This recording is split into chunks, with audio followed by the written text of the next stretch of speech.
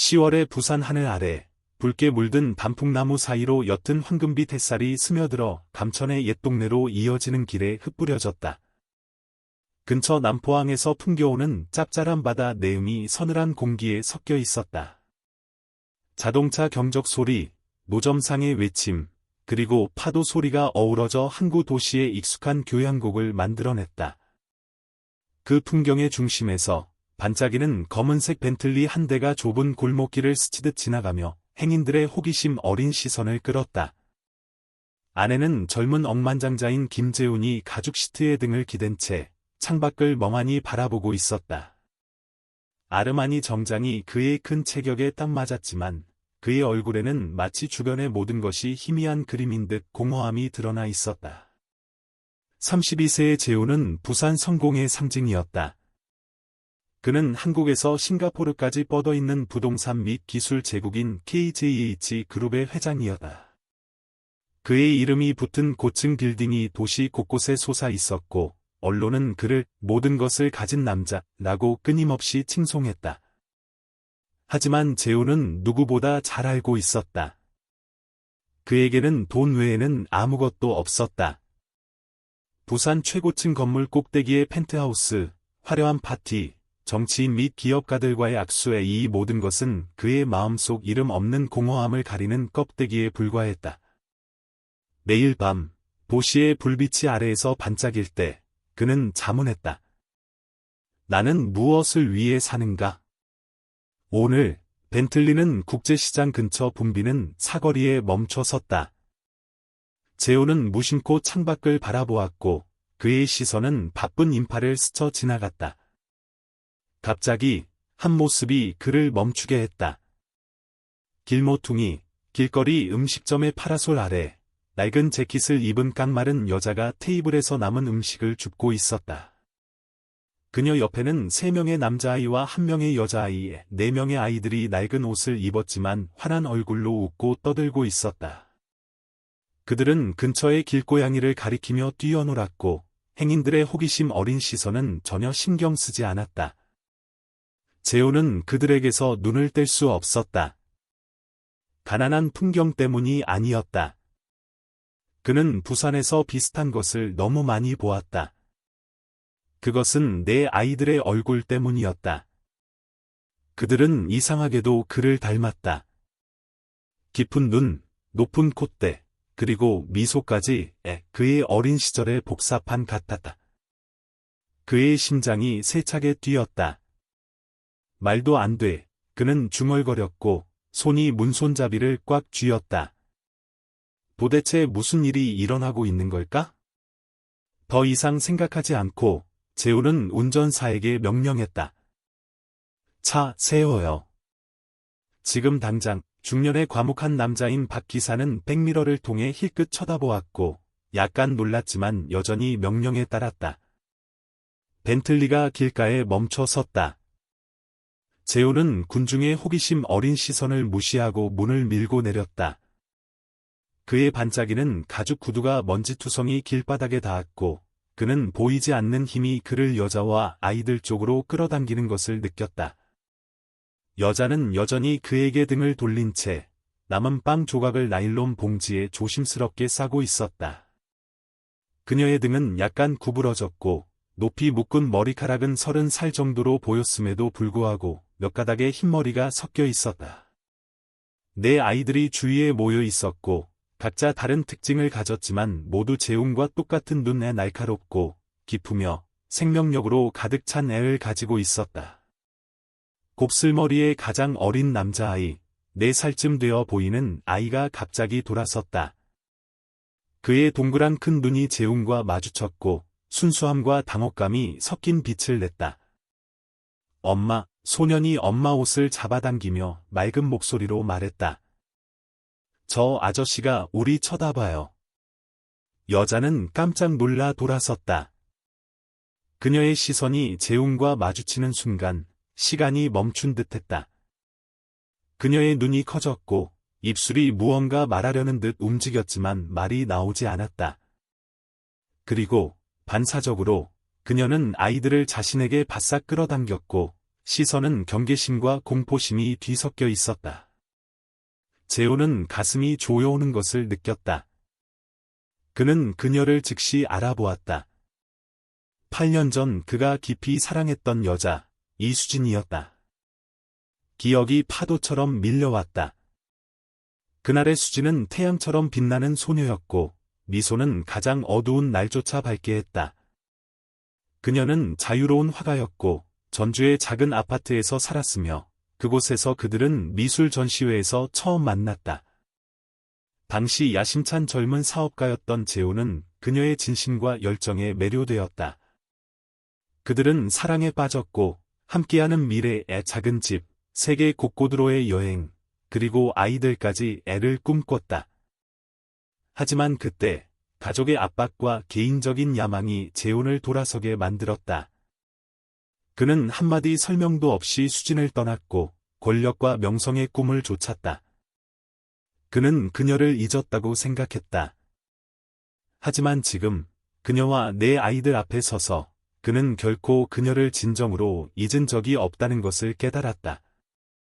수진, 애 재훈이 다가가며 목이 메어 말했다. 너 맞니? 수진은 바로 대답하지 않았다. 그녀의 눈에는 분노, 고통, 그리고 시간이 지울 수 없는 깊은 슬픔이 번쩍였다. 김재훈, 그녀의 목소리는 얼음처럼 차가웠지만 떨렸다. 여기서 뭐 하는 거야? 그녀의 질문은 칼날 같았다. 재훈은 내 아이들을 내려다보았고, 심장이 더 세차게 뛰었다. 이 아이들에 그는 망설였다. 내 아이들이니? 수지는 쓴웃음을 터뜨렸다. 8년 동안 나를 버리고 나서 그런 질문을 할 권리가 있다고 생각해. 그녀는 아이들의 손을 꽉 쥐었고 마치 그들을 그로부터 보호하려는 듯했다. 가, 재훈. 우리 모자의 삶을 망치지 마. 재훈은 무언가 말하고 싶었지만 수진의 말은 그의 자존심에 대한 딱이 같았다. 그는 조용히 서서 그녀가 아이들을 데리고 작은 골목으로 사라지는 것을 지켜보았다. 여전히 호기심 어린 가장 어린 소년이 그를 돌아보았다. 아저씨, 그가 순진한 목소리로 불렀다. 아저씨는 누구예요? 왜 우리 엄마를 알아요? 재훈은 허리를 숙여 억지로 미소를 지었다. 아저씨는 그냥 내 엄마의 옛날 친구야. 하지만 소년이 더 묻기 전에 수지는 그를 끌고 갔고 그들의 모습은 길모퉁이 뒤로 사라졌다. 재훈은 차로 돌아왔지만 머릿속은 혼란스러웠다. 아이들의 얼굴, 수진의 시선, 그리고 가장 어린 소년의 순진한 질문이 그의 마음속에서 깊이 파고들었다. 그는 그의 화려하지만 공허한 삶으로 돌아갈 수 없었다. 이 도시 어딘가에 그의 얼굴을 한 내 아이들이 있다는 것을, 그리고 그가 한때 사랑했던 한 여자가 혼자서 세상을 짊어지고 있다는 것을 알고는 말이다. 그날 밤, 차가운 펜트하우스에서 재훈은 잠을 이루지 못했다. 그는 소파에 앉아 도시의 네온 불빛이 유리창을 통해 반사되었다. 테이블 위에는 낡은 사진 액자 하나가 있었고, 그가 과거에서 남겨둔 몇 안 되는 기념품 중 하나였다. 그와 수진이 전주의 단풍나무 아래에서 환하게 웃고 있는 사진. 그는 그 기억을 묻으려 애썼지만, 이제 그것은 더 선명하고 고통스럽게 살아났다. 다음 날 아침, 재훈은 과묵하지만 유능한 사립함정인 한 씨에게 전화를 걸었다. 이수진이라는 여자에 대해 알아봐 줬으면 해요. 그의 목소리는 단호했다. 부산에 살고 아이가 넷 있어요. 그들의 삶에 대한 모든 것을 알아야겠어요. 어디서, 뭘 하고, 지난 8년 동안 어떻게 살아왔는지. 한 씨는 전화를 통해 고개를 끄덕였다. 바로 시작하겠습니다. 하지만, 회장님, 여쭤봐도 된다면? 왜 그녀에게 관심이 있으신 겁니까? 재훈은 잠시 침묵했고, 시선은 부산의 지평선을 향했다. 내 인생에서 가장 중요한 것을 놓쳤다고 생각하기 때문입니다. 재훈은 몰랐다. 부산의 다른 구석에서 수진도 그날 밤 잠을 이루지 못했다. 비좁은 월세방에서 그녀는 아이들의 침대 옆에 앉아 그들이 깊이 잠든 것을 지켜보았다.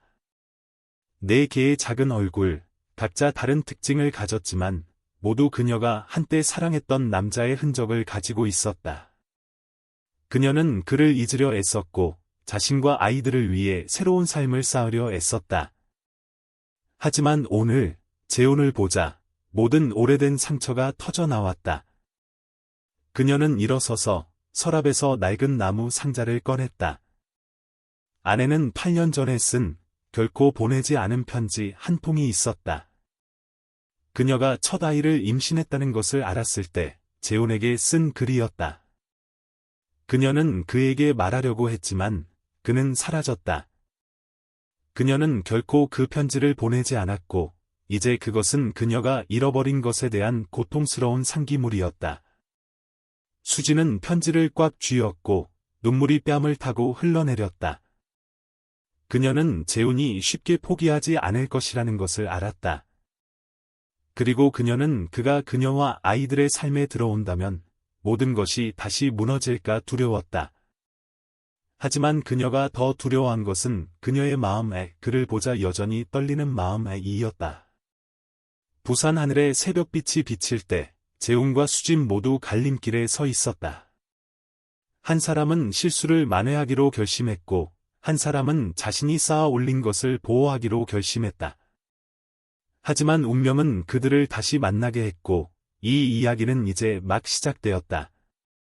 하지만 재훈의 갓 피어난 희망은 한 탐정이 보낸 첫 보고서에 의해 재빨리 꺾였다. 다음 날 아침에 도착한 서류 파일이었고 마지막 줄을 읽었을 때 그의 심장이 멎는 듯했다. 굵게 칠해진 글씨는 경고 같았다.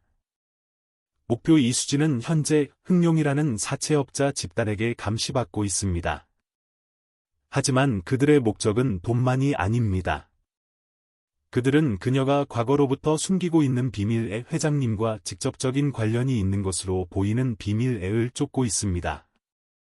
그날 부산 하늘은 잿빛이었고 구름은 큰 비를 예고하듯 무겁게 내려앉았다. KJH 타워 최고층의 호화로운 사무실에서 김재훈은 꼼짝 않고 앉아 있었다. 그의 시선은 방금 한 탐정이 보낸 보고서에 고정되어 있었다. 정성스럽게 인쇄된 새하얀 종이에는 그가 한때 사랑했던 여자, 이수진과 이상할 정도로 그를 닮은 네 아이들의 삶에 대한 이야기가 담겨 있었다. 하지만 재훈을 망연자실하게 만든 것은 그들의 비참한 삶에 대한 세부 사항이 아니라 보고서 끝에 있는 짧은 한 줄이었다. 이수진은 3년 전 사채 조직과 관련된 대출로 인해 사채업자 집단의 위협을 받고 있습니다.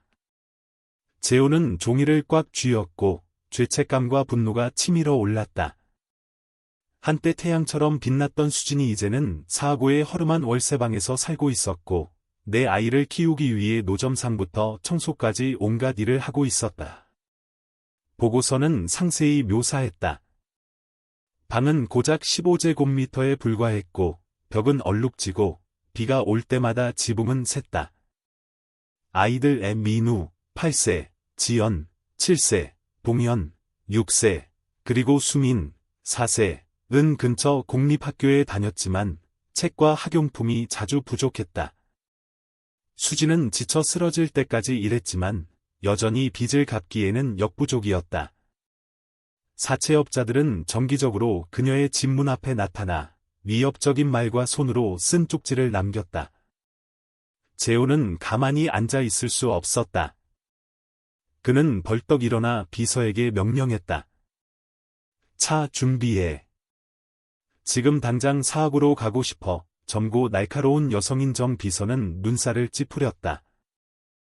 회장님, 오늘 오후에는 일본 투자자들과의 회의가 있습니다.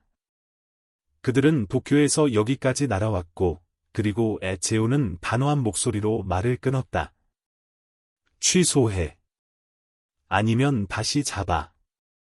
상관없어. 정 비서는 망설였지만 재훈의 시선은 어떤 반대도 허용하지 않았다. 벤틀리는 다시 바퀴를 굴렸고 수진과 아이들이 사는 빈민가를 향해 갔다. 수진의 월세방으로 이어지는 골목은 좁았고 쓰레기와 퀴퀴한 냄새로 가득했다. 시멘트 벽은 벗겨졌고 전선은 거미줄처럼 머리 위로 어지럽게 널려 있었다. 값비싼 정장을 입은 재우는 이 풍경 속에서 어색해 보였다. 그는 붉은 페인트로 삐뚤빼뚤하게 171번이라고 쓰인 녹슨 철문 앞에 멈춰 섰다. 안에서는 아이들의 웃음소리가 들려왔고 수진의 부드러운 잔소리가 섞여 있었다. 민우야, 동생 옷 개는 것 좀 도와줘. 지연아, 밥 흘리지 마. 재우는 깊은 숨을 들이쉬고 문을 두드렸다. 그 소리에 안에 모든 소리가 멎었다. 잠시 후 문이 삐걱거리며 열렸다. 어제와 같은 빛바랜 재킷을 입은 수진이 서 있었고 피곤한 얼굴이었지만 시선은 날카로웠다. 또 왜 왔어요? 그녀가 차가운 목소리로 물었고 손은 문틀을 꽉 쥐고 마치 그가 들어오는 것을 막으려는 듯했다. 수진아, 얘기 좀 해야 해. 재훈이 차분한 목소리를 유지하려 애쓰며 말했다. 아이들에 대해. 그리고 너에 대해. 할 얘기 없어요. 수진이 말을 끊었다. 가세요. 아이들이 보기 전에. 하지만 그녀가 문을 닫기도 전에 가장 큰 아이인 민우가 엄마 뒤에서 고개를 내밀었다. 그의 눈이 빛났고 호기심과 경계심이 뒤섞여 있었다. 엄마, 이 아저씨 누구예요? 그는 막지만 의심스러운 목소리로 물었다. 재우는 허리를 숙여 억지로 미소를 지었다. 아저씨는 내 엄마의 옛날 친구야. 아저씨 이름은 재훈이야. 그는 수진이 그를 즉시 쫓아내지 않기를 바라며 그녀를 보았다. 하지만 그녀의 시선은 여전히 얼음처럼 차가웠다. 민우야, 안으로 들어가. 그녀가 딱딱한 목소리로 말했다. 소녀는 망설였지만 결국 엄마 말을 들었고 재훈을 한 번 더 쳐다보는 것을 잊지 않았다. 민우가 사라지자 수진은 밖으로 나와 문을 닫았다. 김재훈, 그녀의 목소리는 낮았지만 칼처럼 날카로웠다. 8년 후에 나타나서 아무 일도 없었던 것처럼 행동할 수 있다고 생각해요? 제가 어떻게 살았는지 알아요? 혼자, 내 아이와 함께, 돈 한 푼 없이, 아무 도움도 없이. 당신은 어디 있었어요? 고층 빌딩에서, 부자들과 파티하면서? 재훈은 그녀의 모든 말이 망치처럼 느껴졌다. 그는 설명하고 싶었고, 그가 틀렸다고, 후회한다고 말하고 싶었지만, 목이 메었다. 수진아, 그는 마침내 입을 열었다. 내가 자격 없다는 거 알아. 하지만 아이들이, 내 아이들 맞지? 수진은 침묵했고, 그녀의 시선은 분노와 고통 사이에서 흔들렸다. 오랜 시간이 흐른 후, 그녀는 한숨을 쉬었다. 그래, 내 아이들이야. 그녀의 목소리는 거의 속삭임에 가까웠다. 하지만 그게 내가 우리 삶에 들어올 권리가 있다는 뜻은 아니야. 8년, 재훈. 8년 동안 내가 혼자 키웠고, 혼자 모든 걸 견뎠어. 이제 와서 미안하다고 나타날 권리 없어. 재훈은 고개를 숙였고, 죄책감이 그의 가슴을 짓눌렀다. 하지만 동시에 강렬한 결심이 솟아올랐다. 수진아, 바로 용서해달라고는 안 해. 하지만 기회를 줘. 아이들의 아버지가 되고 싶고, 그리고 너에게 보상해주고 싶어. 수진은 쓴웃음을 터뜨렸다. 보상? 몇 마디 사과와 약간의 돈으로 보상할 수 있다고 생각해? 당신은 아무것도 몰라, 재훈. 그녀는 등을 돌려 문을 열고 들어가려 했지만 재훈이 그녀의 손을 잡았다. 그의 동작은 부드러웠지만 단호했다.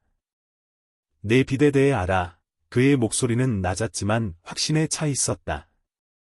사채업자들이 너와 아이들을 괴롭히고 있지, 그렇지? 수지는 굳어버렸고 그녀의 시선에 공포심이 번쩍였다. 어떻게 알았어요? 그녀가 떨리는 목소리로 물었다.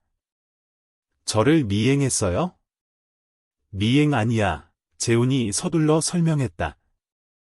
나는 단지 내 삶을 이해하고 싶었어. 돕고 싶어, 수진아. 그 빚, 내가 오늘 당장 갚을 수 있어. 수진은 손을 뿌리쳤고 그녀의 시선은 분노로 불타올랐다. 내가 당신 돈이 필요하다고 생각해요? 내 자존심을 돈으로 사게 하느니 차라리 죽겠어. 그녀는 문을 열고 들어갔지만 쾅 닫기 전에 그녀는 그를 돌아보았다. 다시는 여기 오지 마, 재훈. 아이들을 위해서 우리를 내버려둬. 문이 닫혔고 재훈은 골목 한가운데 조용히 서 있었다. 비가 내리기 시작했고 그의 값비싼 정장을 적셨다. 그는 이대로 포기할 수 없다는 것을 알았다. 그의 얼굴을 한 아이들이 가난 속에서 살고 있는 동안, 그리고 수진이 위험한 자들에게 위협받고 있는 동안은 말이다. 그 후 며칠 동안 재훈은 행동을 시작했다. 그는 수진을 강요하고 싶지 않았지만 가만히 있을 수도 없었다. 그는 다시 한 탐정에게 연락하여 사채업자 집단에 대해 더 알아보라고 요청했다. 새 보고서에 따르면 그들은 부산항 지역에서 활동하는 흑룡이라는 사채 조직에 속해 있었다. 두목인 최상호라는 남자는 잔인하기로 유명했고 조폭계와 일부 지역 관리들과도 관계가 있었다. 재훈은 이 문제에 개입하는 것이 단순히 돈을 갚는 것 이상이라는 것을 알았다. 그것은 그가 가장 치열한 사업 거래에서도 겪어보지 못한 위험한 세계로 그를 끌어들일 수 있었다. 하지만 재훈은 망설이지 않았다. 그는 수진의 빚을 갚을 뿐만 아니라 그녀와 아이들의 안전을 보장하기 위한 계획을 세우기 시작했다. 그는 조직 범죄 관련 사건을 다루었던 옛 친구인 변호사 박민재에게 연락했다. 백발이 섞인 머리카락과 날카로운 시선의 민재는 그에게 경고했다. 재훈, 너는 수렁에 발을 들이고 있어. 최상호 같은 자들은 돈만 원하는 게 아니야. 그들은 권력을 원하고 그것을 얻기 위해 다른 사람을 해치는 것을 서슴지 않아. 그럼 어떻게 해야 하지? 재훈이 결의에 찬 목소리로 물었다. 민재는 한숨을 쉬었다. 우선 수진에게 교묘하게 접근해야 해. 그녀가 내 개입을 원하지 않는다면 내 어떤 행동도 그녀를 더 멀어지게 할 수 있어. 그리고 아이들에 대해서는 먼저 그들의 신뢰를 쌓아야 해. 그들이 그녀에게 다가갈 열쇠야. 재훈은 고개를 끄덕였지만 마음속으로는 이것이 결코 쉽지 않을 것이라는 것을 알았다. 수진은 아이들뿐만 아니라 오래된 상처로부터 그녀 자신의 마음을 보호하고 있었다. 그리고 아이들은 순진했지만 그 같은 낯선 사람을 쉽게 받아들이지 않을 것이었다. 어느 날 비 오는 오후, 재훈은 월세방으로 돌아가기로 결심했다. 이번에는 빈손으로 가지 않았다. 그는 작은 선물 가방을 가져갔다. 어린이 책 몇 권, 퍼즐 장난감 세트, 그리고 플라스틱 공. 그는 이 선물들이 아무것도 보상할 수 없다는 것을 알았지만 그와 아이들 사이의 벽을 허무는 첫걸음이 되기를 바랐다. 그가 문을 두드리자 수진이 다시 나타났고 시선은 여전히 경계심으로 가득했다. 하지만 그녀가 무언가 말하기도 전에 가장 어린 수민이 달려나왔고 재훈의 손에 든 선물 가방을 보자 눈이 빛났다. 아저씨, 뭐 가져왔어요? 소년이 제잘거렸고 엄마의 긴장된 표정은 전혀 신경 쓰지 않았다. 재훈은 허리를 숙여 미소 지었다. 아저씨가 너랑 형, 누나들을 위해 장난감 좀 가져왔어. 보고 싶니? 수민은 고개를 끄덕이며 그의 손을 안으로 끌었다. 수진은 막으려 했지만 수민의 간절한 시선이 그녀를 망설이게 했다. 그녀는 한숨을 쉬며 문을 활짝 열었다. 작은 방 안에서 민우, 지연, 그리고 동현은 낮은 테이블 주위에 앉아 낡은 공책에 숙제를 하고 있었다. 그들은 고개를 들어 호기심과 의심이 뒤섞인 채 재훈을 쳐다보았다. 재호는 선물 가방을 내려놓고 부드러운 목소리를 유지하려 애썼다.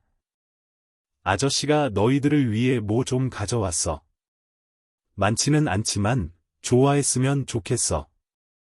유일한 여자아이인 지연이 가장 먼저 다가왔다.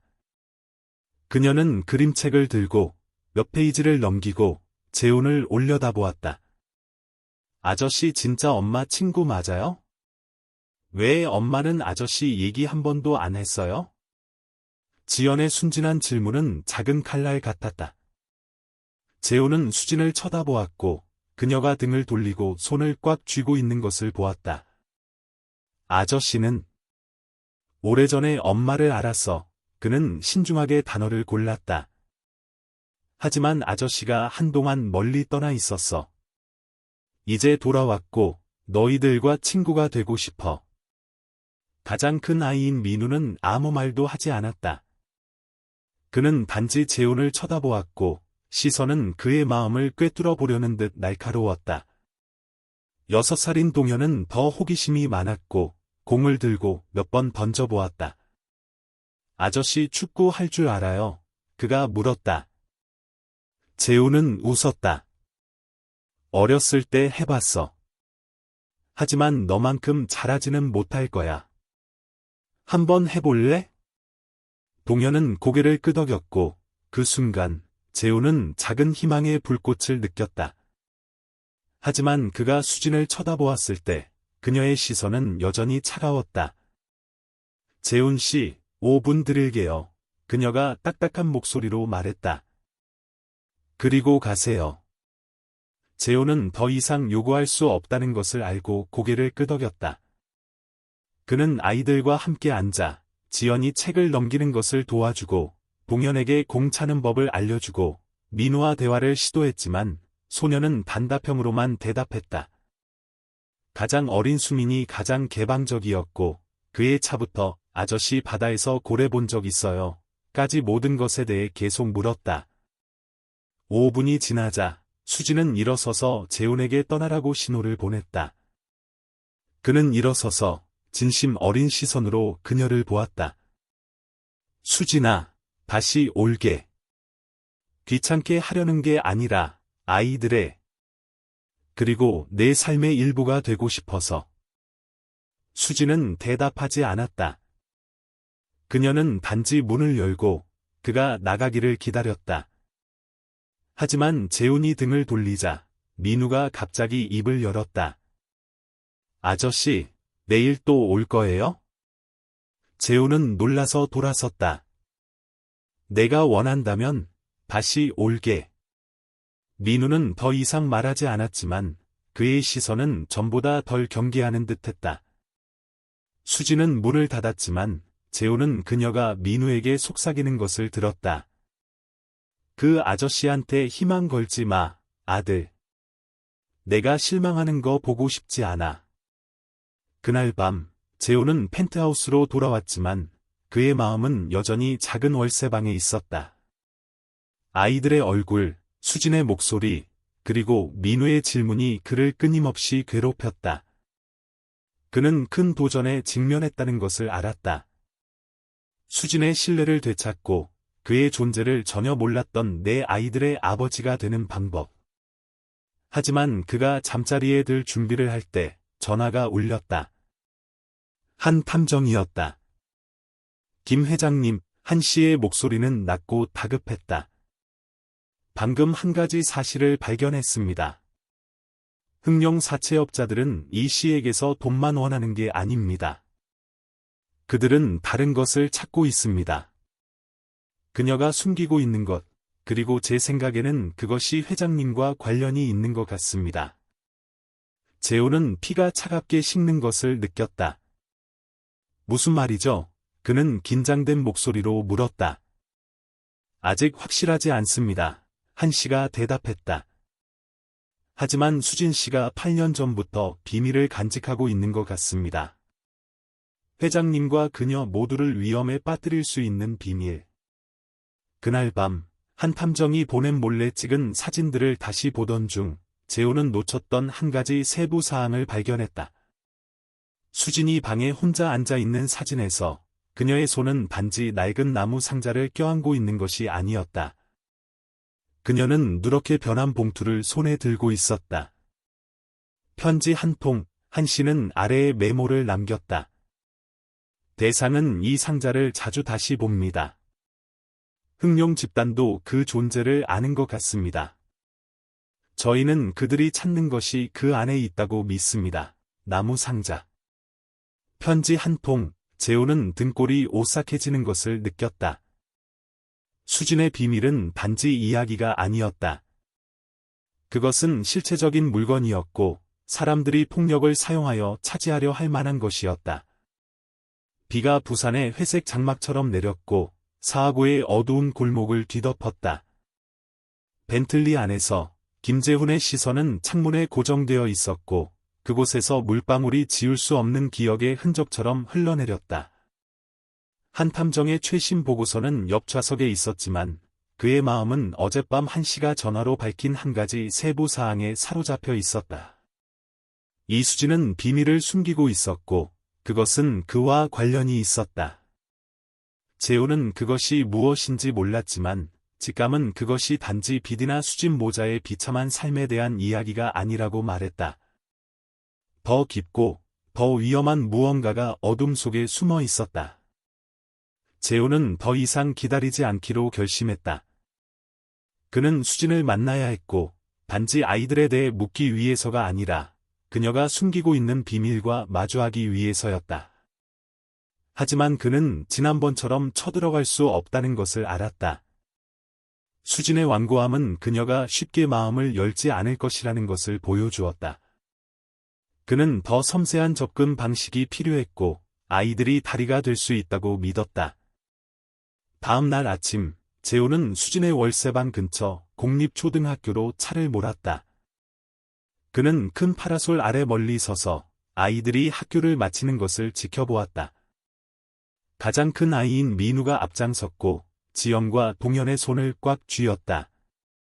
가장 어린 수미는 뒤에서 뛰어놀았고, 재훈이 전날 선물한 장난감 자동차를 손에 들고 있었다. 수진은 없었다. 아마 일하고 있을 것이라고 재훈은 짐작했다. 그는 깊은 숨을 들이쉬고 친근하지만 너무 강압적이지 않은 모습으로 다가갔다. 안녕, 얘들아, 재훈이 부르자 민우가 그를 돌아보았다.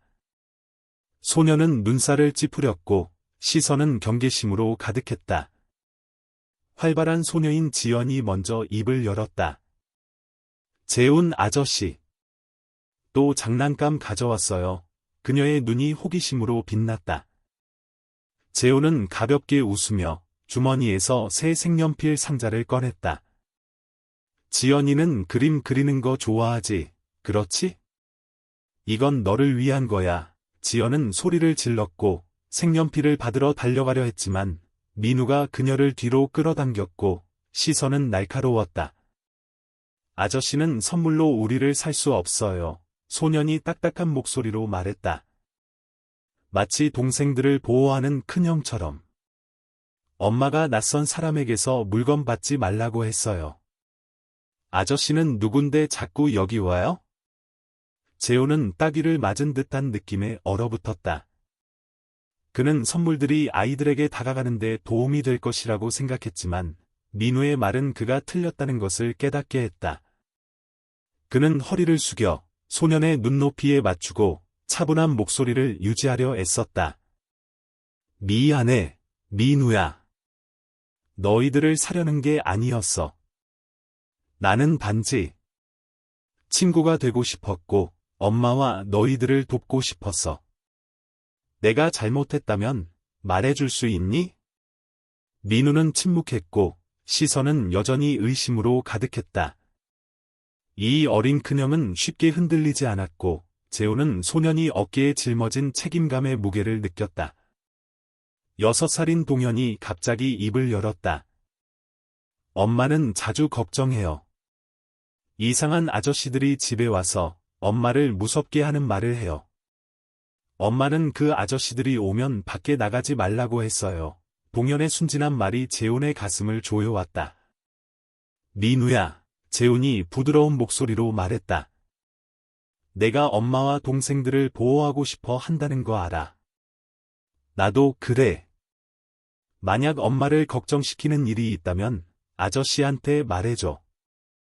엄마를 슬프게 하지 않겠다고 약속할게. 민우는 그를 오랫동안 쳐다보다가 한숨을 쉬었다. 마치 8살 소년의 어깨에 놓인 짐이 조금 가벼워진 듯했다. 돈 달라는 사람들이 와요. 그는 작지만 분명한 목소리로 말했다. 밤에 문을 두드리고 가끔 마당에 물건을 던져요. 엄마는 괜찮다고 하지만 우리가 잠든 줄 알고 우는 걸 봤어요. 재호는 피가 뜨거워지는 것을 느꼈다. 그는 한 씨의 보고서에서 일부를 짐작했지만 민우에게서 직접 듣자 모든 것이 더 현실적이고 더 고통스러워졌다. 그는 소년의 어깨에 손을 얹고 차분한 목소리를 유지하려 애썼다.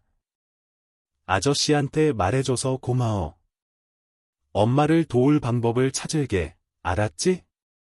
민우는 가볍게 고개를 끄덕였지만 그의 시선은 여전히 회의적이었다. 옆에 서 있던 지연이 물었다. 아저씨 진짜 엄마 친구 맞아요? 왜 엄마는 아저씨 얘기 한 번도 안 했어요? 지연의 순진한 질문은 작은 칼날 같았다. 재호는 여전히 장난감 자동차를 가지고 놀고 있는 수민을 쳐다보다가 대답했다. 아저씨는 오래전에 엄마를 알았어. 하지만 아저씨가 한동안 멀리 떠나 있었어. 이제 돌아왔고 너희들과 친구가 되고 싶어. 그날 밤 재호는 서면의 작은 카페에서 다시 한 탐정을 만났다. 한 씨는 엄숙한 표정으로 두꺼운 봉투를 테이블 위에 놓았다. 이게 제가 흥룡과 최상호에 대해 찾은 전부입니다. 그가 말했다. 하지만 경고해야겠습니다. 김 회장님. 이 문제는 간단하지 않습니다. 상호는 단지 고리대금업자가 아닙니다. 그는 더 큰 조직과 연관되어 있고 이수진 씨가 가지고 있는 무언가 KJH 그룹의 오래된 프로젝트와 관련된 문서나 물품매를 쫓고 있다는 소문이 있습니다. 재호는 눈살을 찌푸리며 봉투를 열었다. 안에는 흥룡의 활동에 대한 상세한 문서와 함께 멀리서 찍은 사진 한 장이 있었다. 집 근처 골목에서 키가 크고 흉터가 있는 남자와 이야기하고 있는 수진. 재호는 그가 최상호라는 것을 즉시 알아보았다. 하지만 그를 놀라게 한 것은 봉투에 함께 끼워져 있던 또 다른 종이였다. 8년 전 날짜가 적힌 누렇게 변한 종이에 쓴 편지의 사본. 첫 줄이 그의 심장을 먹게 했다. 재훈 씨, 이 편지를 읽을 수 있을지 모르겠지만 제가 임신했다는 것을 알려야겠어요.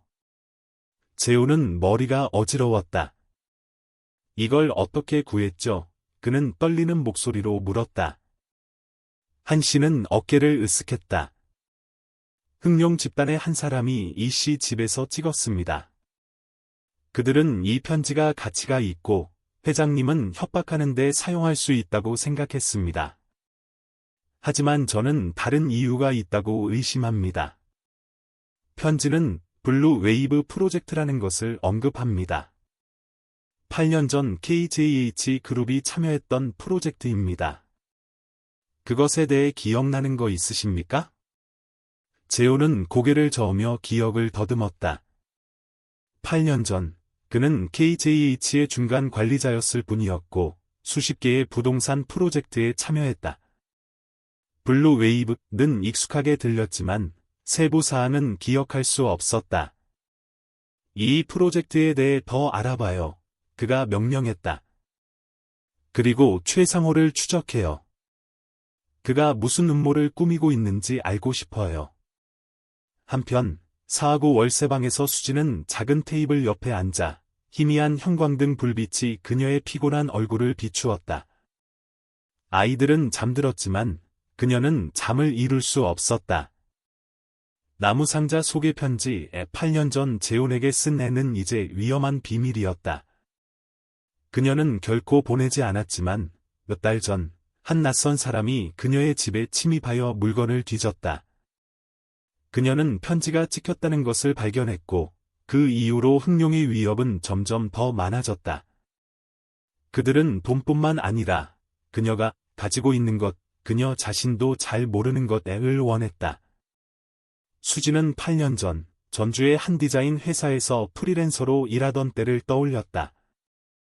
그녀는 KJH와 관련된 작은 프로젝트에 참여했고, 블루 웨이브라는 이름의 해변 리조트를 위한 스케치를 그리는 것을 도왔다.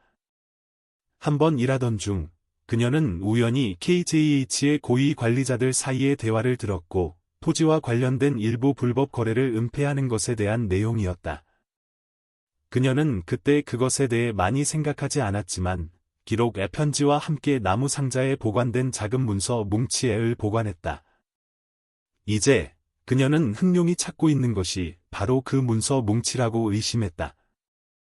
그녀는 일어서서 나무 상자를 열고 누렇게 변한 문서 뭉치를 꺼냈다. 숫자, 그림, 그리고 블루 웨이브 프로젝트에 대한 상세한 메모가 거기에 있었고, 마치 시한폭탄 같았다. 그녀는 그것을 흥룡에게 넘겨주면 그녀와 아이들이 위험에서 벗어날 수 있다는 것을 알았다. 하지만 그렇게 하는 것은 재혼을 위험에 빠뜨리는 것을 의미했고, 비록 인정하고 싶지 않았지만, 그녀는 여전히 그가 다치는 것을 원하지 않았다. 한편, 재혼은 가만히 앉아 있을 수 없었다. 그는 다음 날 월세방으로 돌아가기로 결심했지만, 이번에는 빈손으로 가지 않았다. 그는 작은 선물 가방을 가져갔다. 어린이 책 몇 권, 퍼즐 장난감 세트, 그리고 플라스틱 공. 그는 이 선물들이 그와 아이들 사이의 벽을 허무는 첫걸음이 되기를 바랐고, 특히 거리를 두는 민우와 가까워지기를 바랐다. 그가 문을 두드리자 수진이 다시 나타났고, 시선은 경계심으로 가득했다. 또 왔네요. 그녀가 차가운 목소리로 말했다. 다시는 오지 말라고 했잖아요. 수진아, 얘기 좀 해야 해. 재훈이 다가가며 말했다. 블루 웨이브에 대해. 내가 숨기고 있는 것에 대해. 수지는 굳어버렸고, 손이 떨리며 셔츠를 물통에 떨어뜨렸다. 당신. 블루 웨이브에 대해 뭘 알아요? 그녀가 떨리는 목소리로, 하지만 굳은 표정을 유지하려 애쓰며 물었다. 재호는 목소리를 낮추고, 그녀의 눈을 똑바로 쳐다보았다. 내가 그 프로젝트와 관련된 문서를 가지고 있다는 거 알아. 그리고 흥룡이 그것 때문에 너를 쫓고 있다는 것도. 수진아, 너는 위험에 처해 있어. 아이들도 마찬가지야. 내가 돕게 해줘. 수진은 쓴웃음을 터뜨렸다. 돕는다고? 돈만 있으면 모든 걸 해결할 수 있다고 생각해요? 재훈 씨, 당신은 아무것도 몰라. 내가 그 문서를 넘겨주면 나랑 아이들뿐만 아니라 당신까지 위험해져. 블루 웨이브 배후에 있는 사람들은 우리를 가만두지 않을 거야. 재훈은 깜짝 놀랐다. 무슨 말이야? KJH 안에 아직도 이 일을 은폐하는 사람이 있다는 거야? 수지는 고개를 끄덕였고 그녀의 시선에 공포심이 번쩍였다. KJH뿐만이 아니에요. 훨씬 더 강력한 사람들, 과거가 드러나기를 원치 않는 사람들이 있어요. 나는 그 문서를 협박용으로 가지고 있는 게 아니라 아이들을 보호하기 위해서 가지고 있는 거야. 그걸 넘겨주면 그들은 우리를 죽일 거야. 재호는 등골이 오싹해지는 것을 느꼈다. 그는 단지 흥룡이나 최상호와 마주하는 것이 아니라 그가 쌓아 올린 제국과 관련된 더 크고 깊은 네트워크와 마주하고 있다는 것을 깨달았다. 하지만 그를 가장 아프게 한 것은 그가 한때 버렸던 여자, 수진이 이 모든 세월 동안 혼자서 이 위험과 마주하며 단지 그들의 내 아이들을 보호하기 위해서였다는 것이었다. 더 이상 혼자 이 일을 할 필요 없어, 재훈이 단호한 목소리로 말했다. 내가 너와 아이들을 보호할 방법을 찾을게. 하지만 나한테 진실을 말해줘야 해. 그 문서가 뭐야? 그리고 그 편지. 그게 나랑 무슨 관련이 있어? 수지는 고개를 저었고 눈물이 뺨을 타고 흘러내렸다. 재훈 씨, 당신은 아무것도 몰라. 그 편지는 나랑 아이들에 대한 것만이 아니야. 당신도 블루 웨이브에 대해 비록 작은 부분이었지만 알고 있었다는 증거야. 만약 그게 흑룡 손에 들어가면 그들은 그걸로 당신을 파괴할 거야. 재훈은 가슴이 조여왔다. 그는 블루 웨이브에 대해 아는 것이 없다고 기억했지만 수진의 말은 그의 과거가 그가 생각했던 것만큼 깨끗하지 않다는 것을 깨닫게 했다. 그는 그녀를 버렸지만 어쩌면 그는 더 큰 진실에, 그와 그가 다시 싸우려 애쓰는 가족 모두를 파괴할 수 있는 진실에를 간과했을지도 모른다. 재훈이 최상호와 마주하기 위해 사무실을 떠날 준비를 할 때 낯선 번호가 화면에 떴다. 그는 망설이다가 전화를 받았다. 상대방의 목소리는 떨렸고 공포에 차 있었으며 그가 수년 동안 듣지 못한 목소리였다. KJH의 전 관리자 강민수였다. 재훈, 흑룡과 이수진에 대해 조사하고 있다고 들었어. 당장 멈춰. 내가 뭘 건드리고 있는지 몰라. 민수의 목소리가 공포에 찬 속삭임으로 낮아졌다. 블루 웨이브. 그건 단순한 프로젝트가 아니야. 무덤이야. 내가 그걸 열면 우리 모두 너를 포함해서 산채로 묻힐 거야. 전화가 갑자기 끊겼고 재훈은 사무실 한가운데 조용히 서 있었다. 이름 하나와 치명적인 경고와 함께 부산 서면의 희미한 네온 불빛 아래 김재훈은 작은 바에 앉아 있었고 그의 앞에 위스키 잔은 손대지 않은 채였다. 부드러운 재즈 음악이 흘러나왔지만 그의 마음속 폭풍을 잠재울 수는 없었다. 불과 몇 시간 전 그는 KJH 그룹의 옛 동료인 강민수로부터 전화를 받았다. 그는 8년 전 블루 웨이브 프로젝트의 고위 관리자였다. 민수의 목소리는 전화를 통해 떨렸고 마치 그 자신도 두려워하는 비밀 앞에 서 있는 듯했다. 재훈, 이 문제에 깊이 파고들면 안 돼. 블루 웨이브는 단순한 부동산 프로젝트가 아니야. 권력 있는 사람들이 관련되어 있고 계속하면 너와 이 씨 모두 무사하지 못할 거야. 재훈은 위스키 잔을 꽉 쥐었고 그의 시선은 테이블 위의 사진의 한 탐정의 보고서에서 나온 집 근처 골목에서 이수진이 최상호와 이야기하고 있는 애에 고정되어 있었다. 그는 위험한 갈림길에 서 있다는 것을 알았지만 민우, 지연, 봉연, 그리고 수민의 네 아이들의 모습이 그의 마음속에서 떠나지 않았다. 그를 이상하게 닮은 얼굴들, 순진하지만 강인한 눈, 그리고 그와 마주했을 때의 수진의 고통스러운 시선. 그는 돌아설 수 없었고 이번에는 아니었다. 하지만 무엇보다도 그의 아버지 김태식에 대한 기억이 과거의 유령처럼 떠오르기 시작했다.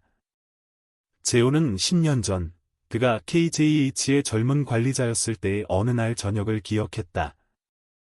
그는 아버지의 사무실, 부산 전경이 내려다보이는 창문이 있는 넓은 방으로 들어갔다.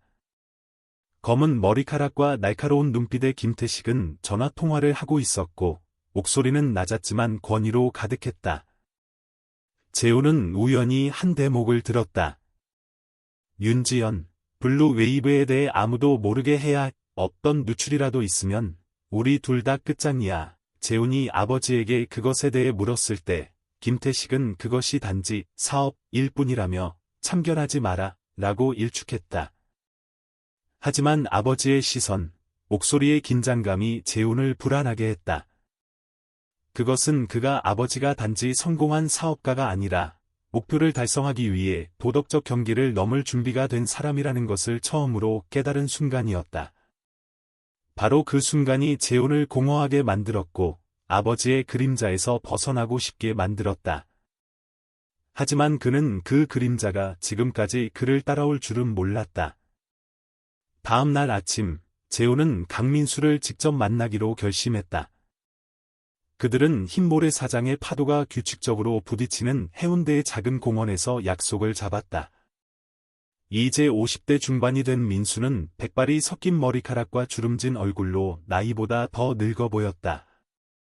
그는 벤치에 앉아 불 붙이지 않은 담배를 손에 들고 재훈의 시선을 피했다.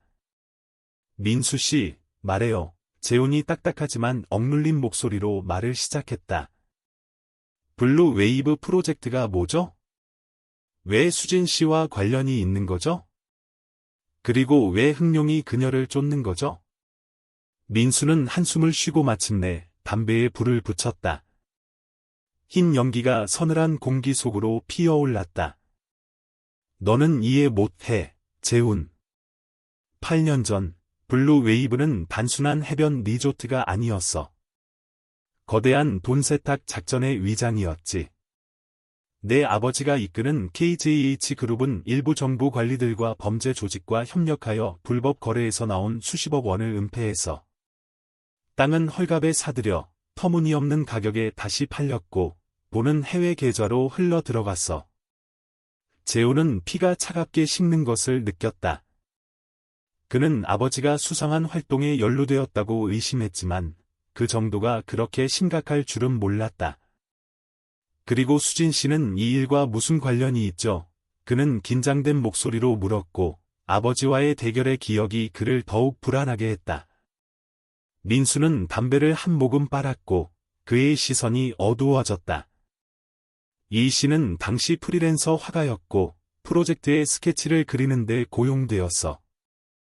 그녀는 우연히 내 아버지와 범죄 조직의 몇몇 사람들, 그중에 윤지연이 포함된 사이의 비밀 회의를 엿들었지.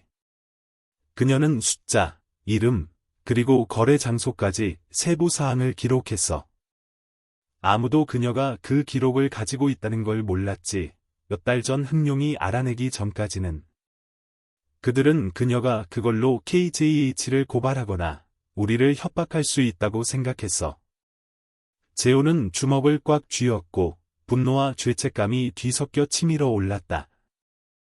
그의 아버지는 어두운 유산을 남겼고 수지는 그 대가를 치러야 했다. 그럼 왜 그들은 처음부터 그녀에게서 그걸 빼앗지 않았죠? 왜 지금까지 이 모든 일을 끌었죠? 민수는 어깨를 으쓱하며 담배를 땅에 던져 발로 껐다. 왜냐하면 이 씨가 쉽게 굴복하지 않았기 때문이야. 그녀는 위협을 받아도 넘겨주기를 거부했어. 그리고 그녀가 다른 무언가, 너와 관련된 무언가를 가지고 있다는 소문이 있어.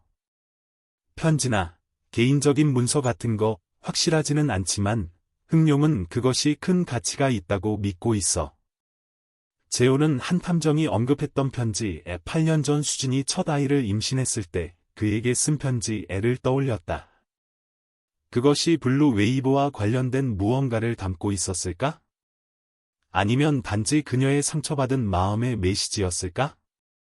그는 즉시 수진을 만나야 했다. 재호는 사하고의 월세방으로 차를 몰았고 마음이 무거웠다. 그가 도착했을 때 수진은 마당에서 점심에 희미한 햇살 아래 빨래를 널고 있었다.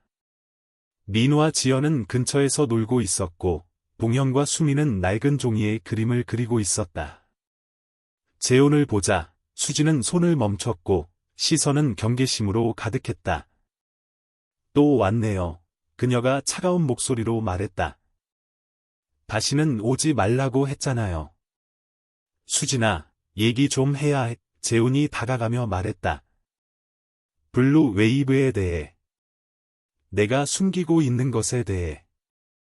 수진은 굳어버렸고 손이 떨리며 셔츠를 물통에 떨어뜨렸다. 당신. 블루 웨이브에 대해 뭘 알아요? 그녀가 떨리는 목소리로 하지만 굳은 표정을 유지하려 애쓰며 물었다. 재훈은 목소리를 낮추고 그녀의 눈을 똑바로 쳐다보았다. 내가 그 프로젝트와 관련된 문서를 가지고 있다는 거 알아. 그리고 흥룡이 그것 때문에 너를 쫓고 있다는 것도. 수진아, 너는 위험에 처해 있어. 아이들도 마찬가지야. 내가 돕게 해줘. 수진은 쓴웃음을 터뜨렸다. 돕는다고? 돈만 있으면 모든 걸 해결할 수 있다고 생각해요? 재훈 씨, 당신은 아무것도 몰라. 내가 그 문서를 넘겨주면 나랑 아이들뿐만 아니라 당신까지 위험해져. 당신 아버지를 포함해서 블루 웨이브 배우에 있는 사람들은 우리를 가만두지 않을 거야. 재훈은 깜짝 놀랐고 아버지에 대한 기억이 다시 떠올랐다. 무슨 말이야? 아버지가 모든 걸 알고 있었다는 거야? 그리고 내가 8년 전부터 그걸 알고 있었다는 거야? 수지는 고개를 끄덕였고 그녀의 시선에 공포심이 번쩍였다. 아버지뿐만이 아니에요. 훨씬 더 강력한 사람들, 과거가 드러나기를 원치 않는 사람들이 있어요. 나는 그 문서를 협박용으로 가지고 있는 게 아니라 아이들을 보호하기 위해서 가지고 있는 거야. 그걸 넘겨주면 그들은 우리를 죽일 거야. 재호는 등골이 오싹해지는 것을 느꼈다. 그는 단지 흥룡이나 최상호와 마주하는 것이 아니라 그의 아버지의 유산에 그가 도망치려 애썼지만 이제는 마주해야 할 애과 관련된 더 크고 깊은 네트워크와 마주하고 있다는 것을 깨달았다. 하지만 그를 가장 아프게 한 것은 그가 한때 버렸던 여자, 수진이 이 모든 세월 동안 혼자서 이 위험과 마주하며 단지 그들의 내 아이들을 보호하기 위해서였다는 것이었다. 더 이상 혼자 이 일을 할 필요 없어, 재훈이 단호한 목소리로 말했다. 내가 너와 아이들을 보호할 방법을 찾을게. 하지만 나한테 진실을 말해줘야. 그 문서가 뭐야? 그리고 그 편지. 그게 나랑 무슨 관련이 있어? 수지는 고개를 저었고 눈물이 뺨을 타고 흘러내렸다. 재훈 씨, 당신은 아무것도 몰라. 그 편지는 나랑 아이들에 대한 것만이 아니야. 당신도 블루 웨이브에 대해 비록 작은 부분이었지만 알고 있었다는 증거야. 만약 그게 흥룡 손에 들어가면 그들은 그걸로 당신을 파괴할 거야. 재호는 가슴이 조여왔다. 그는 블루 웨이브에 대해 아는 것이 없다고 기억했지만 수진의 말과 아버지에 대한 기억은 그의 과거가 그가 생각했던 것만큼 깨끗하지 않다는 것을 깨닫게 했다. 그는 그녀를 버렸지만 어쩌면 그는 더 큰 진실에, 그와 그가 다시 쌓으려 애쓰는 가족 모두를 파괴할 수 있는 진실에를 간과했을지도 모른다. 그날 밤, 재호는 사무실로 돌아와 KJH의 오래된 파일을 파헤쳤다. 그는 블루 웨이브와 관련된 몇 가지 문서를 찾았지만 대부분은 삭제되거나 수정되었다. 그러나 작은 세부사항 하나가 그의 주의를 끌었다. 그의 아버지와 윤지연이라는 이름의 한 사람이 서명한 토지 매매 계약서. 그가 전에 들어본 적 없는 이름이었다. 그가 한 탐정에게 더 묻기 위해 전화를 걸었을 때 한 씨는 끔찍한 진실을 밝혔다. 윤지연은 최상호의 어머니였고 그녀는 한때 블루 웨이브의 수상한 거래에서 KJH의 비밀 파트너였다. 재호는 단지 사채업자 집단과 마주하는 것이 아니라 KJH와 개인적인 원한을 가진 범죄 가족과 마주하고 있다는 것을 깨달았다. 하지만 그를 더 걱정스럽게 만든 것은 수진이었다. 만약 그녀가 정말 블루 웨이브와 관련된 문서를 가지고 있다면 그녀는 흥룡뿐만 아니라 비밀을 지키기 위해 무엇이든 할 준비가 된 더 강력한 자들의 표적이 될 것이었다. 다음 날 아침, 재호는 행동을 시작했다. 그는 변호사 친구인 박민재에게 연락하여 수진과 아이들을 보호하기 위한 계획을 준비해달라고 요청했다. 하지만 그가 월세방에 도착했을 때 한 광경이 그를 망연자실하게 만들었다. 수진의 월세방은 뒤집혀 있었고 창문은 깨졌으며 문에는 문서를 넘겨라, 아니면 아이들이 대가를 치를 것이다 라는 휘갈겨 쓴 쪽지가 붙어 있었다. 수진은 방 한가운데 서서 수민을 꽉 껴안고 얼굴은 창백했지만 시선은 단호했다. 민우, 지연, 그리고 동현은 엄마 옆에 바싹 붙어 있었고 시선은 두려움과 결의가 뒤섞여 있었다. 재호는 안으로 들어갔고 분노가 치밀어 오르는 것을 느꼈다. 수진아, 그의 목소리가 떨렸다. 이제부터 너와 아이들이 이 일을 혼자 마주하게 두지 않을 거야. 수진은 그를 보았고 그녀의 시선은 의심과 희망 사이에서 흔들렸다. 재훈 씨, 당신은 뭘 상대하고 있는지 몰라요. 이건 나나 당신에 대한 것만이 아니에요. 만약 우리가 그들과 맞서면 우리는 모든 것을 잃을 수도 있어요. 알아, 재훈이 그녀의 손을 꽉 쥐고 대답했다. 하지만 나는 너와 아이들을 한 번 잃었어. 다시는 그런 일이 일어나게 두지 않을 거야. 바로 그때 조용하지만 단호한 노크 소리가 긴장된 침묵을 갈랐다. 수진과 재훈은 놀라서 서로를 쳐다보았다. 흥룡이 그렇게 빨리 그들을 찾았을까? 재훈은 수진과 아이들에게 뒤로 물러나라고 신호를 보내고 조심스럽게 문구멍을 들여다보았다. 밖에는 상호의 부하들이 아니었다. 회색 스웨터를 입은 작고 나이 든 여자, 주름진 얼굴이었지만 눈은 날카로웠다. 그녀는 마치 누군가 지켜보고 있다는 것을 아는 듯 문구멍을 똑바로 쳐다보다가 문을 뚫고 들어올 만큼 분명하고 낮은 목소리로 말했다. 이수진 씨, 안에 있는 거 알아요. 저는 윤지연입니다. 얘기 좀 해야겠어요. 제 아들 최상호에 대해, 그리고 김재훈의 아버지에 대해. 비는 여전히 사하고에 고르게 내렸고 좁은 골목에 희미한 안개를 드리웠다. 이수진의 작은 월세방 안, 공기는 곧 끊어질 듯한 기타 줄처럼 팽팽했다. 김재훈은 뒤집힌 방 한가운데 서 있었고 그의 시선은 깨진 유리 조각과 어지러운 가구 주위를 맴돌았다. 수진은 가장 어린 아이인 수민을 꽉 껴안고 있었고 민우, 지연, 그리고 동현은 엄마 옆에 바싹 붙어 있었으며 그들의 시선은 두려움과 강인함이 뒤섞여 있었다. 문에 붙은 문서를 넘겨라, 아니면 아이들이 대가를 치를 것이다. 라는 휘갈겨 쓴 쪽지는 차가운 경고 같았고 재훈의 피를 끓게 했다. 하지만 그를 더 불안하게 만든 것은 최상호의 어머니라고 자칭하는 여자, 윤지연의 등장이었다. 불과 몇 시간 전, 그녀는 수진의 집문 앞에 서 있었고 작은 체구였지만 날카로운 기운을 내뿜었다. 검은 우산 아래 그녀의 얼굴은 주름졌지만 눈은 칼처럼 날카로웠다. 이씨, 그녀의 목소리는 낮았지만 권위로 가득했다. 문서를 넘겨주면 내 아이들이 안전할 거라고 보장하지. 새로운 삶을 시작할 만큼의 돈도 줄 수 있어. 수진이 거절하자 윤지연은 음흉하게 미소 지었다. 시간이 별로 없어. 그리고 김재훈도 영원히 너를 보호해주지는 못할 거야.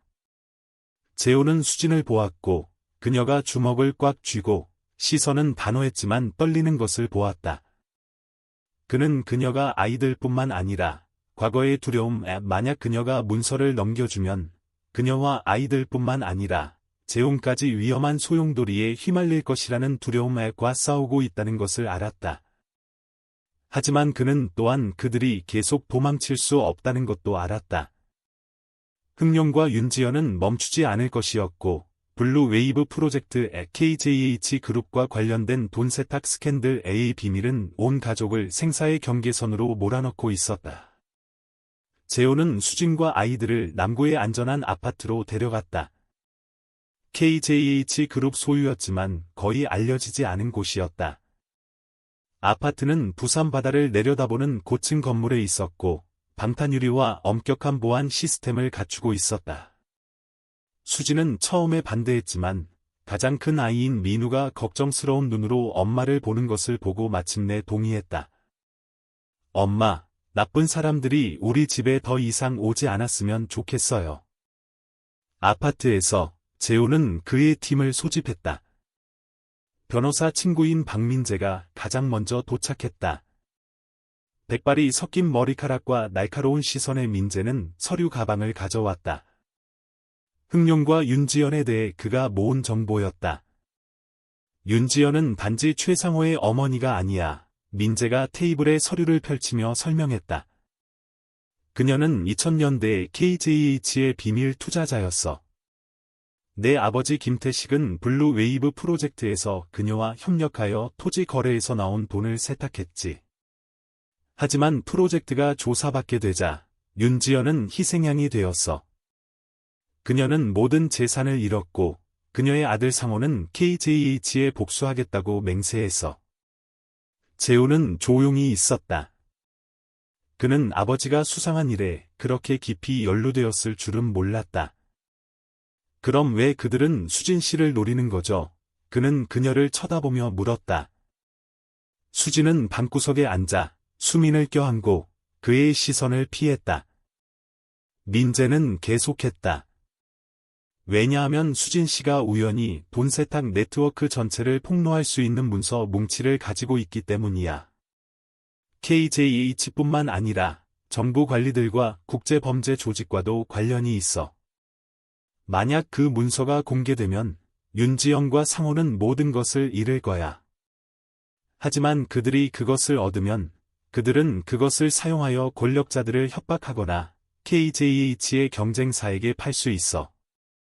수진이 마침내 입을 열었고 목소리는 떨렸지만 단호했다. 저는 그 문서를 넘겨주고 싶지 않아요.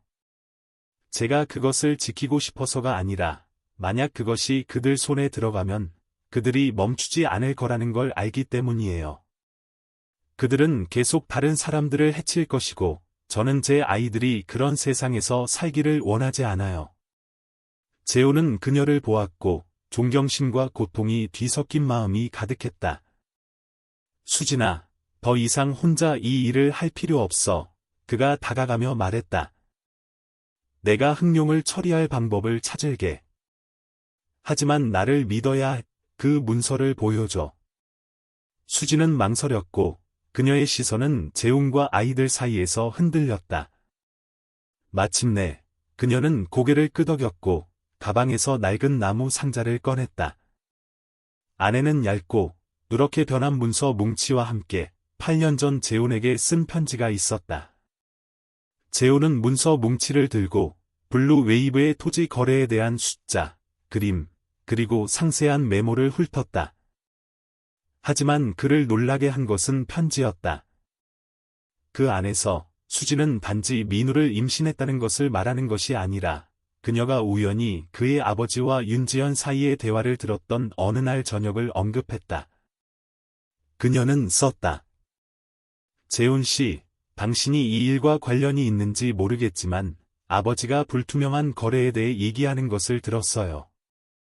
만약 제가 말하면 우리 둘 다 위험에 처할까 두려워요. 재훈은 가슴이 조여왔다. 너는 오래전부터 알고 있었구나. 그리고 이 비밀을 혼자 간직하고 있었어. 그는 목이 메어 물었다. 수지는 고개를 끄덕였고 눈물이 뺨을 타고 흘러내렸다. 당신이 휘말리기를 원치 않았어요. 당신은 당신만의 길을 선택했다고 생각했고 저는 단지 아이들을 보호하고 싶었을 뿐이에요.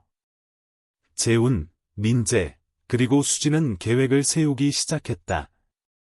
민재는 문서를 경찰에 넘기는 것을 제안했지만 재훈은 그렇게 하면 그와 KJH 모두 조사받게 될 것이라는 것을 알았다. 게다가 윤지연은 일부 관리들과 관계가 있었고 경찰은 신뢰할 수 없을 수도 있었다. 대신 재훈은 최상호와 직접 대면하기로 결심했다. 그는 한 탐정에게 연락하여 부산항 근처에 버려진 창고라는 중립적인 장소에서 상호와의 만남을 주선해달라고 요청했다. 한편 재훈은 아이들과의 신뢰를 쌓기 위해 시간을 보냈다. 그는 그들을 보호하기 위해서는 그들의 삶의 일부가 되어야 한다는 것을 알았다. 어느 날 오후 그는 네 아이 모두를 안전한 아파트 근처 공원으로 데려갔다. 여전히 경계심이 많은 민우는 그와 공놀이를 하는데 동의했다. 활발한 소녀인 지연은 그를 모래 그림 그리기에 끌어들였다. 동영과 수미는 웃고 떠들며 뛰어놀았고 처음으로 재호는 아이들과 진정한 연결고리를 느꼈다. 하지만 민우의 시선은 여전히 의심으로 가득했다. 아저씨가 우리 아빠 맞죠? 소년이 단풍나무 아래에서 쉬고 있을 때 단도직입적으로 물었다. 재호는 어떻게 대답해야 할지 몰라 얼어붙었다. 그는 민우를 보았고 소년의 시선에서 나이보다 성숙함을 보았다. 그래, 그는 마침내 낮은 목소리로 말했다. 아저씨가 너희들 아빠야. 하지만 엄마와 너희들 곁에 있지 못했던 큰 실수를 했어. 바로잡고 싶어, 민우야. 기회를 줄 수 있겠니? 민우는 침묵했고 이내 가볍게 고개를 끄덕였다. 만약 아저씨가 엄마를 다시 슬프게 하면 용서하지 않을 거예요. 소년이 딱딱한 목소리로 말했다. 재호는 미소 지었고 고통과 희망이 뒤섞인 느낌이었다. 그렇게 하지 않겠다고 약속할게. 최상호와의 만남 날이 다가오면서 재호는 압박감이 점점 커지는 것을 느꼈다. 그는 이 만남이 단지 협상이 아니라 덫이 될 수도 있다는 것을 알았다. 민재는 더 많은 정보를 수집했다. 윤지연은 문서뿐만 아니라 그녀를 궁지에 몰아넣은 KJH에 대한 복수도 원했다. 그녀의 아들 상호는 그 계획의 실행자였고 그는 폭력을 사용하는 것을 서슴지 않았다. 준비를 위해 재호는 오태경이라는 전직 특수요원이 이끄는 사설 경호팀을 고용했다. 키가 크고 날카로운 시선의 태경은 재훈에게 경고했다. 상호는 혼자 행동하지 않아요. 부하들이 있고 그들은 피를 보는 것을 두려워하지 않아요. 만약 이 씨와 아이들을 보호하고 싶다면 어떤 상황에도 대비해야 합니다. 재호는 고개를 끄덕였지만 마음속으로는 진정한 힘이 경호팀이나 돈에 있는 것이 아니라 수진과 아이들의 신뢰에 있다는 것을 알았다. 그는 아파트로 돌아와 아이들이 잠든 조용한 저녁에 수진과 함께 앉았다. 수진아, 그는 진심 어린 목소리로 말했다. 내가 나를 완전히 믿지 않는다는 거 알아. 그리고 너를 탓하지 않아. 하지만 내가 아이들과 너를 보호하기 위해 무엇이든 할 거라는 걸 믿어줘. 수진은 그를 보았고 그녀의 시선은 부드러워졌지만 여전히 의심으로 가득했다.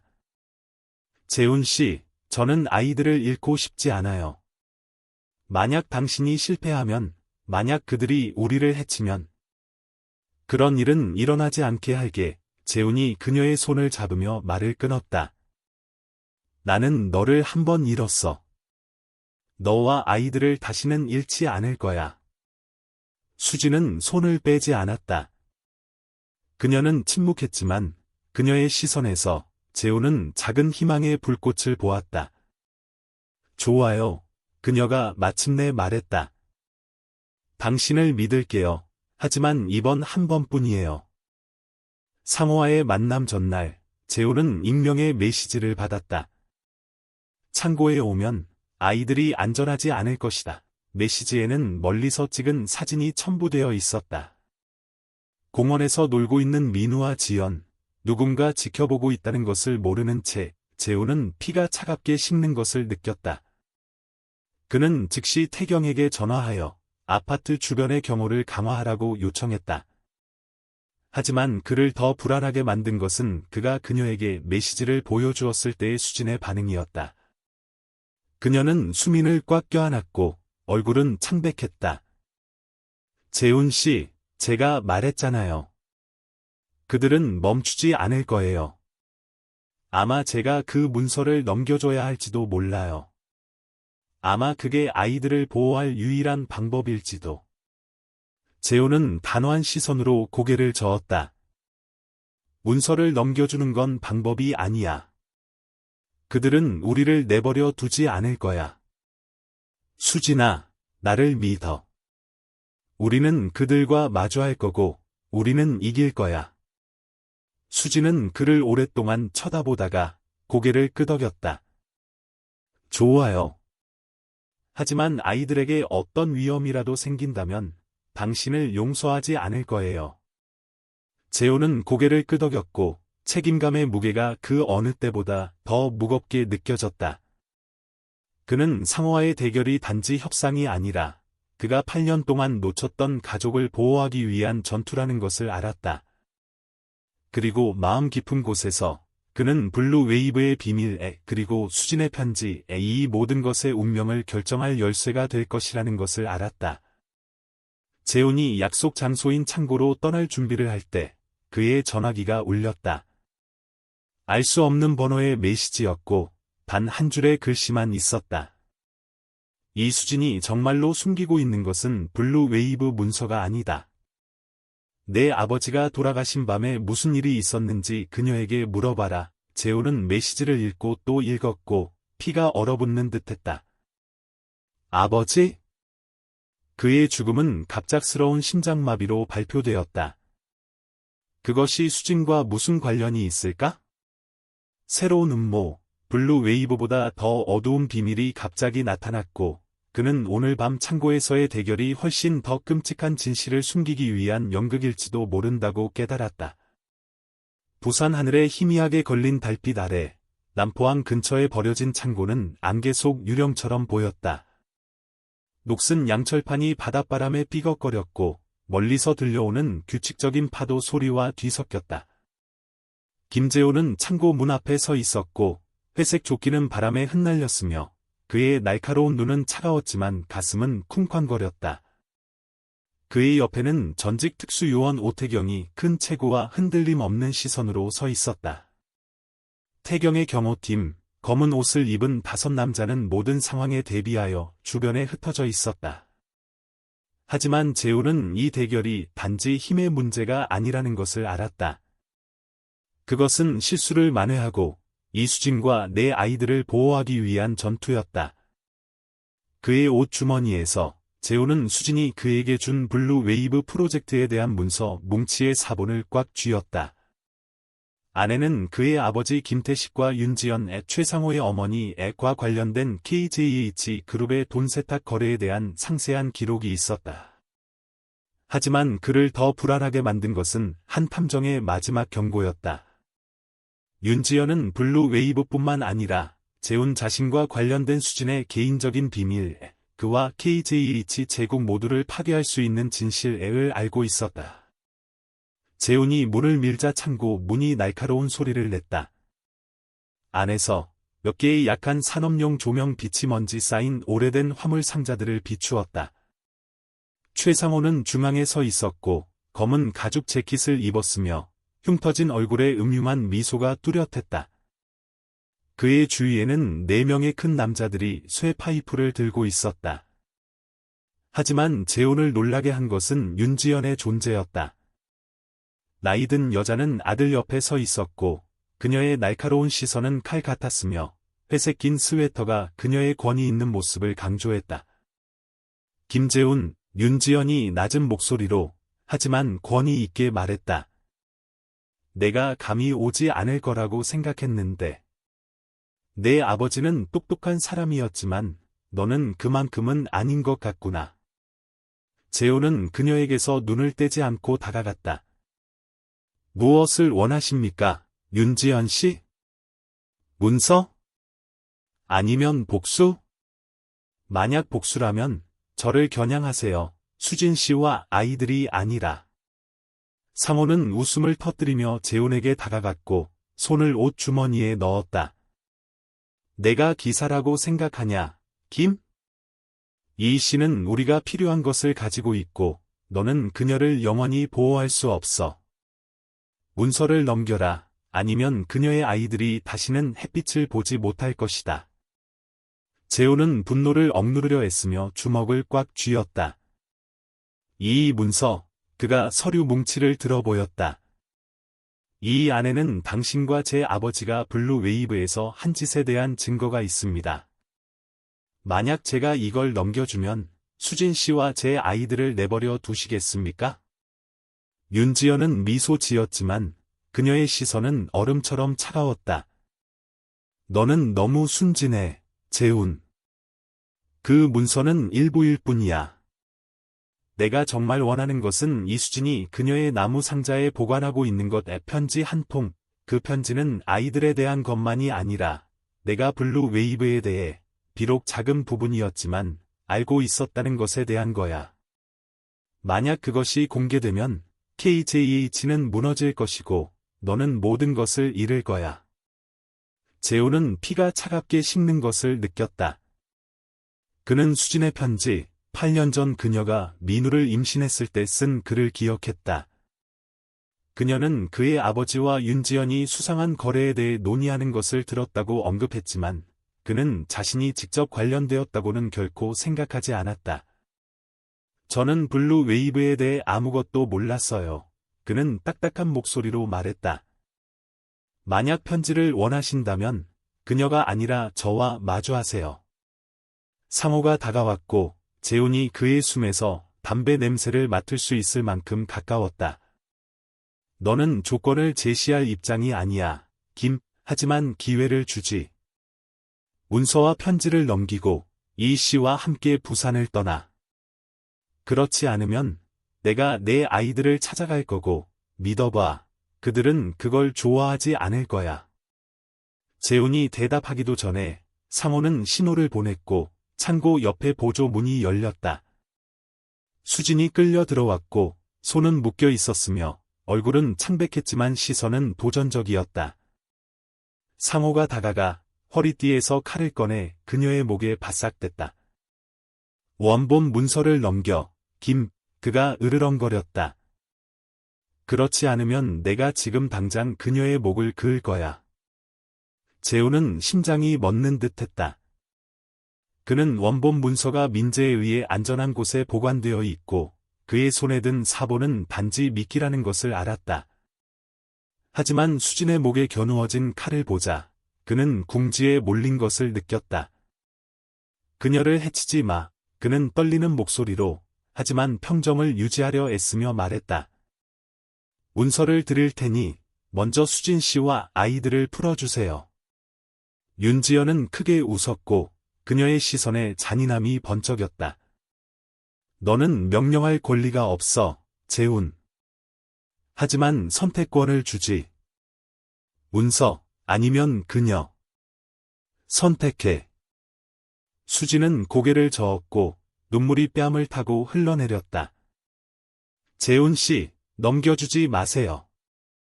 그들은 문서가 있든 없든 우리를 죽일 거예요. 그녀의 목소리는 떨렸지만 시선은 단호했고 마치 그녀가 아이들을 보호하기 위해 기꺼이 희생할 준비가 되어 있다는 것을 말하는 듯했다. 재훈은 머리가 어지러웠다. 그는 원본 문서를 넘겨주면 윤지영과 상호가 그것을 사용하여 KJH를 협박하거나 파괴하여 그와 그의 가족을 영원히 위험에 빠뜨릴 것이라는 것을 알았다. 하지만 넘겨주지 않으면 수진은 그의 눈앞에서 죽을 수도 있었다. 그는 다가가 문서 사본을 들어 보이며 단호한 목소리로 말했다. 그녀를 풀어줘요. 그러면 당신이 원하는 것을 드릴게요. 상호는 음흉하게 미소 지었지만 그가 행동하기도 전에 뒤에서 큰 폭발음이 울려 퍼졌다. 태경의 경호팀이 뛰어들어와 상호의 부하들을 제압했다. 창고 전체에 금속 충돌 소리와 비명이 울려 퍼지며 혼전이 벌어졌다. 재훈은 달려가 상호의 손에서 수진을 끌어내어 그녀를 꽉 껴안았다. 내가 여기 있어. 그가 속삭였다. 내가 다치게 두지 않을게. 혼란 속에서 윤지연은 도망치려 했지만 박민재가 문에서 그녀를 막았다. 어디 안 가요, 윤지연 씨. 그가 USB를 들어 보이며 말했다. 블루 웨이브에 대한 모든 문서는 언론사와 인터폴에 보내졌습니다. 당신의 게임은 끝났어요. 태경에게 제압당한 상호가 소리쳤다. 엄마, 그들이 이기게 두지 마. 하지만 윤지연은 조용히 서 있었고 그녀의 시선은 패배로 가득했다. 그녀는 자신이 졌다는 것을 알았다. 일주일 후 부산 하늘은 다시 맑아졌고 마치 폭풍이 지나간 듯했다. 윤지영과 최상호는 체포되었고 블루 웨이브 문서는 인터폴에 넘겨져 KJH와 관련된 사람들의 불법 거래에 대한 대규모 조사가 시작되었다. 재훈은 그의 그룹이 많은 어려움에 직면할 것이라는 것을 알았지만 후회하지 않았다. 그는 명성 대신 가족을 선택했고 그것은 그의 인생에서 가장 올바른 결정이었다. 재훈과 수지는 아이들을 사하고의 월세방으로 다시 데려갔지만 재훈은 조용히 집을 수리하여 새 벽, 밝은 창문, 그리고 아이들을 위한 다채로운 책장으로 더 나은 곳으로 만들었다. 민우, 지연, 봉연, 그리고 수미는 이제 그를 자연스럽게 아빠라고 불렀고 그 단어를 들을 때마다 재훈은 가슴이 이상하게 따뜻해지는 것을 느꼈다. 어느 날 저녁, 아이들이 잠든 후 재훈과 수지는 발코니에 앉아 별이 가득한 하늘을 바라보았다. 수진아, 그가 부드러운 목소리로 말했다. 내가 나를 완전히 용서하지 않았다는 거 알아. 하지만 평생을 보상하기 위해 노력할게. 우리가 진짜 가족이 되었으면 좋겠어. 수지는 그를 보았고 그녀의 시선은 그 어느 때보다 부드러워졌다. 재훈 씨, 마음을 열면 다시 상처받을까 두려웠어요. 하지만 당신은 제가 당신을 믿을 수 있다는 걸 증명해줬어요. 빚을 갚거나 흑룡을 물리쳤기 때문이 아니라 아이들과 저와 함께 여기 있었기 때문이에요. 재훈은 그녀의 손을 잡았고 행복감이 치밀어 올랐다. 그럼 기회를 줄 거니? 수지는 8년 만에 처음으로 그날의 태양처럼 빛나는 미소를 지었다. 시도해봐요, 재훈 씨, 아이들을 위해서, 그리고 아직 당신을 사랑하는 것 같으니까요. 1년 후, 재훈과 수지는 해운대 해변에서 빛나는 황혼 아래 작은 결혼식을 올렸다. 민우가 반지를 건네주고, 지연이 엄마의 웨딩드레스를 잡아주고, 봉현과 수민이 환하게 웃으며 꽃을 뿌렸다. KJH는 블루 웨이브 스캔들 이후 많은 어려움에 직면했지만, 재훈은 회장직에서 물러나 회사를 새로운 경영진에게 넘겼다. 그는 부산의 어려운 가정을 돕기 위한 자선재단을 설립했고, 대부분의 시간을 수진과 아이들과 함께 보냈다. 매일 아침, 재훈은 아이들을 학교에 데려다 주었고, 엔지니어가 되고 싶어 하는 민우와 이야기하고, 지연에게 그림을 가르쳐주고, 봉현과 공놀이를 하고, 잠자리에 들기 전 수민에게 이야기를 들려주었다. 이제 작은 화실을 연 수지는 한때 잃었던 그림에 대한 열정을 되찾았다. 어느 날 저녁, 온 가족이 식탁에 둘러앉았을 때, 민우가 갑자기 말했다. 아빠, 우리 가족은 축구팀 같아요. 아빠는 주장이고, 엄마는 감독이고, 우리는 선수예요. 우리는 항상 함께해야 해요. 그렇죠? 재훈은 웃으며 소년의 어깨에 손을 얹었다. 그래, 민우야. 그리고 약속할게. 우리 팀은 결코 해체되지 않을 거야. 수지는 그를 보았고 그녀의 시선은 따뜻함으로 가득했다. 부드러운 노란 불빛 아래 작은 가족은 함께 앉아 있었고 웃음소리가 울려 퍼졌으며 행복과 치유의 교향곡 같았다. 그들은 과거의 어둠을 극복했고 이제 그들은 사랑으로 가득 찬 새로운 일상 속에서 함께 앞으로 나아갈 준비가 되어 있었다. 청취자 여러분, 재훈과 수진의 회개, 재회, 그리고 가족 보호의 여정에 대한 이야기는 여러분의 마음에 와닿기를 바라는 감성적인 여정이었습니다. 과거의 실수를 한 재훈부터 어머니의 강인함을 지닌 수진, 그리고 순진하지만 강한 아이들까지 각 인물은 사랑과 진심이 가장 깊은 상처를 치유할 수 있다는 메시지를 전달합니다. 이 이야기를 통해 우리는 모두 가족의 가치와 인생에서 소중한 것들을 지키기 위한 끊임없는 노력을 보게 될 것입니다. 이 이야기가 의미 있었다고 생각하시고 다른 감성적인 이야기에서 저와 함께하고 싶으시다면 좋아요를 눌러 응원해주시고 새로운 콘텐츠를 놓치지 않도록 채널을 구독해주세요. 여러분의 응원은 제가 계속해서 창작하고 더 깊이 있는 이야기를 전달하는 데 큰 원동력이 됩니다. 항상 여기 의미 있는 순간들을 함께 공유해 주셔서 감사합니다.